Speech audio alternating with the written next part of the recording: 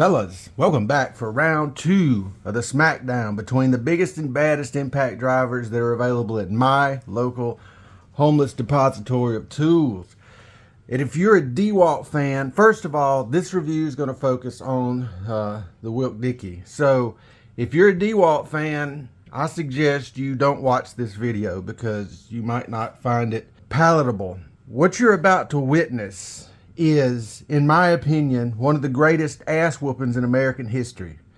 The DeWalt is better, no, the Milwaukee is better than the DeWalt in every quantifiable category except ergonomics and handling. And the reason is because the handle is so damn big on the Milwaukee, it doesn't fit properly in my hand. I can't get a good grip on it for whatever reason. Like, they put some forethought into the DeWalt design. You can see this contour, and I really like that because it rests nicely in my little grabber, right? The lights flashed. Interesting. So that means anyway, I'm getting off track. And we're going to start off with the same reviews that we did, or the same test we did, but we're going to look at them from a little bit different perspective. So we're going to start off with the drag race. Ready, set.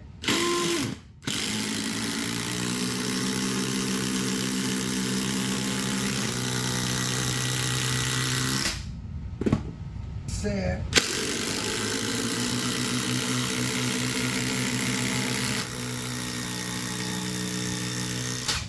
The champion. Yes, oh my good gracious. This is the fastest, most powerful impact driver I've tested, and I've tested dozens, literally every impact driver I could get my hands on from this local Home Depot I have tested, and this one is an absolute monster. And the reason, I'll get to the reason why, but like you saw, and you can see the other drag tests that I've performed, this one is like right around 5 or 6 seconds, driving 7 inches of a 3/8 inch big mamma jamma screw into pressure treated 4x4. So this is the undisputed king of driving big screws into wood. Now the next test we're going to perform is the torque test.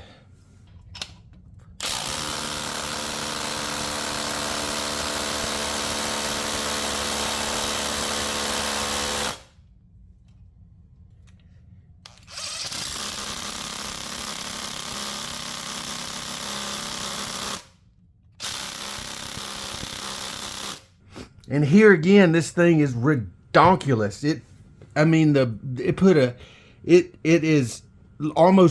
has almost twice as much torque as the DeWalt. And I will admit that my little hoopty torque dyno is not perfect because it really seems to revolve around the ka-chunk of the drive head in the assembly. And some tools, Milwaukee specifically, seem to perform better because the coarse thread of the actual thing, and that doesn't necessarily translate into performance of the tool. But in this instance, holy moly, this thing is a bad motor scooter. So the next test that we're going to perform is the handling test, and this is where the Milwaukee actually falls short, unfortunately. Let's watch.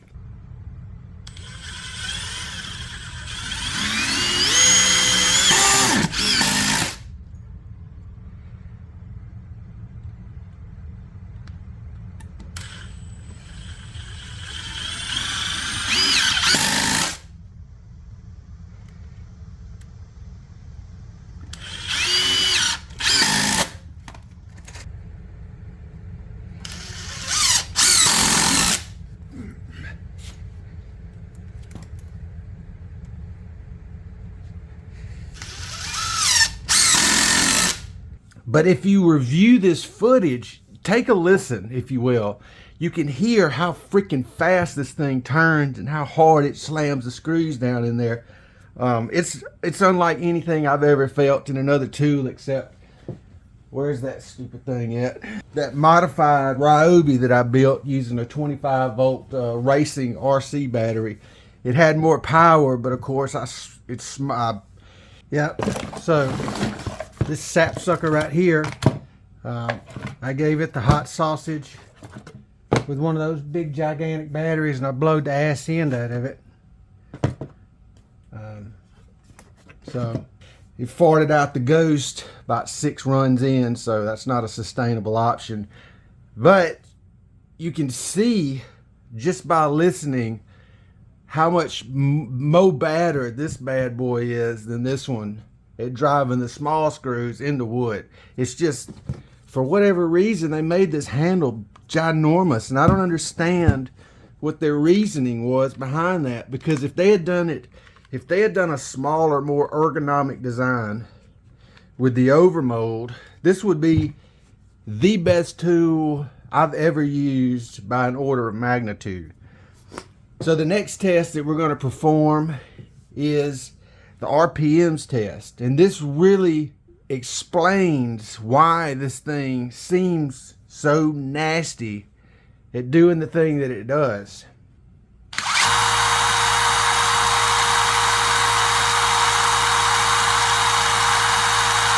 So 32,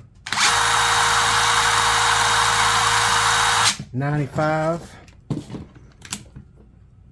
And I'll put the actual rippums up there so we can see. I think that's about right. Versus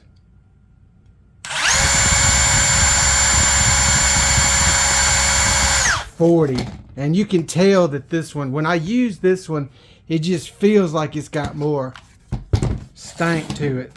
And now you see, like, it just spins fast as hell. And I you know, obviously that translates into better screwing performance. It just screws better and harder than this tool does. It screws better and harder than any other tool I've ever touched, actually. And I'm sure that a lot of that really revolves around how fast it spins. Maybe I just got, you know, what's the opposite of a lemon? An apple from the factory. It's just, you know, incredible. It spins faster than the specs suggest. It has more torque than the specs suggest, I believe. It's just, maybe I just got, you know, a phenomenally tuned tool straight from the factory. And then, of course, the last test, the part of the test that I'm always the most excited about, we're going to take it apart and see if we can't evaluate why this tool is so much meaner than this tool. Now we've yanked off the skin and we can see the goodness below. So, starting at the bottoms, where I like to start, the blades on the DeWalt, they're copper plated, these terminal blades. I would prefer that, but I don't really know if that truly translates into better flow of electrons through the bateria, but I think I have a way to test it. We can actually test the resistance through the circuit. So 493.3 for the wheel dilly.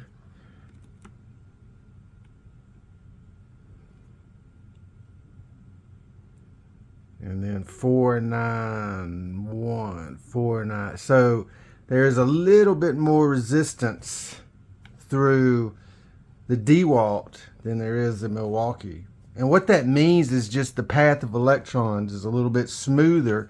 So that's going to translate into more power pull from the battery. Another interesting anomaly, or it's not really an anomaly, it's just a design decision. And the Milwaukee decided to put this membrane, this silicone button, which I'm sure that they've had the foresight to test it, because they usually use rigid to test these new design implementations, and then the things that pass the muster, they put them in the Milwaukee. So, and I've seen this same design in several rigids, but you're looking at the leads and it looks like they're the same diameter. Actually, the leads in the Milwaukee appear to be just a teeny bit gauged larger. So, and all these things factor heavily into the performance of the tool, or the performance that they have speculated the tool is going to have. And they just designed this tool to be a higher performing tool. So we're going to move up to the ESC. So the brains, they're both potted. The design build quality on the Milwaukee is fantastic. They even use some cable management. These this looks like ABS plastic that they use to kind of manage the cable, the routing of the cable, and then they use this Celastic, like a silicone type compound, to pot the electronics, whereas they use a two-part epoxy compound here. Both of them are good. I would prefer this because you can at least get to it. If something goes bad, you can chemically strip this off. You can see some little surface mount components down there, whereas this, you can't see not a there, not a nothing. It's completely hidden except these caps, these balancing caps for the three-phase motor controllers. And then you can see the wires, the gauge of the wires that are going to the three-phase motor. They're just bigger on the Wilk Dickey. And then we're going to move up to the potentiometer, and this one's bellowed to prevent dust ingress. See that? And it's already got some stinky on it. So evidently, unwittingly, I have, or maybe that's some kind of lube. I don't know why they would lube that part. It's definitely some slickness. I don't know why that's on there. Maybe that's part of the design. Maybe that's some kind of dielectric coating that they put on there. I don't know. Seems like it would be inside of it. But this one, the potentiometer, the trigger is built into the whole control board. And if I'm not mistaken, this is a very similar control board to the DeWalt Atomic, which is the cheap base model that they use to kind of rope you into the DeWalt battery ecosystem. It's still nice though, and you can see the wires these have got mashed-a-rooney while I've been pulling it apart and putting it back together. That's probably not wonderful. And then we're going to move on up to the motor, and I really like this design. It's sort of a modular type of deal we got, where the rotor assembly is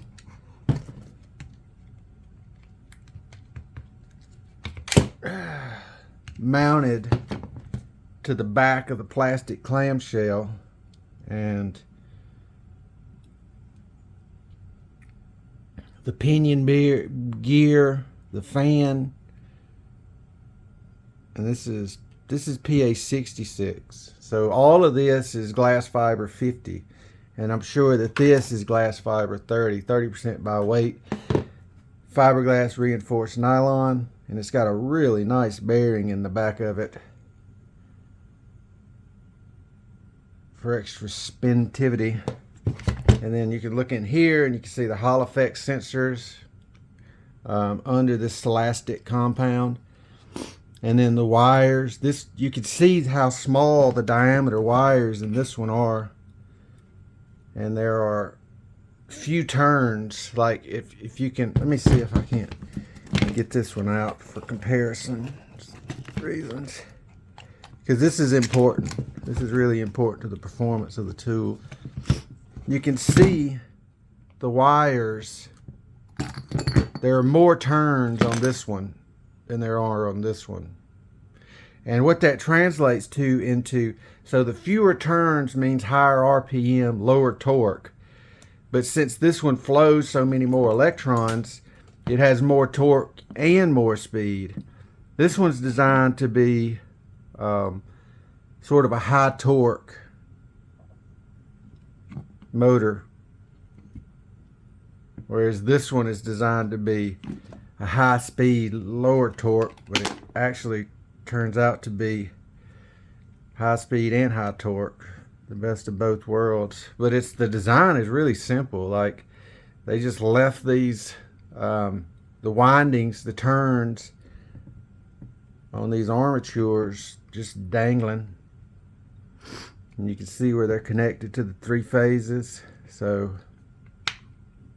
and then this is PA66. The motor is actually physically larger by a little bit. You can see by the number of laminates. This one is just a little bit bigger. And that translates into more power, baby. More power. And then the hammer assembly. I can't get this one off, but there is a... the bearing is sealed. It's a nice big diameter bearing. Whereas all this one is just kind of floating. Which that doesn't necessarily mean anything, but you can see the little planetaries in there. This is polycarbonate. It may be PA66. And this is molybdenum disulfide grease, which is the quality, the good stuff. Both of these are powder coated, or powder sintered metal, so powdered metal, injection molded metal parts. And of course all tools basically have that. I can't get into this one, but I can get into this one. They both have this cast aluminum housing with surface milling for the fitment.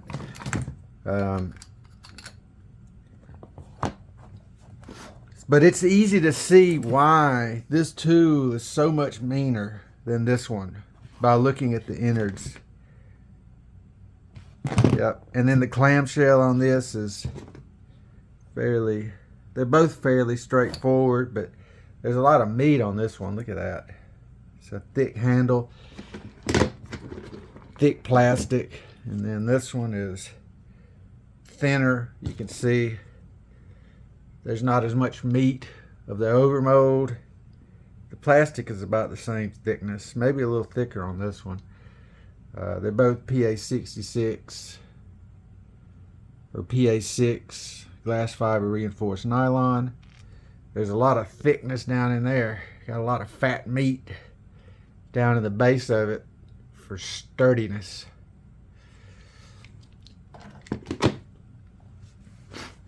Okay, so last but not least, it's review time.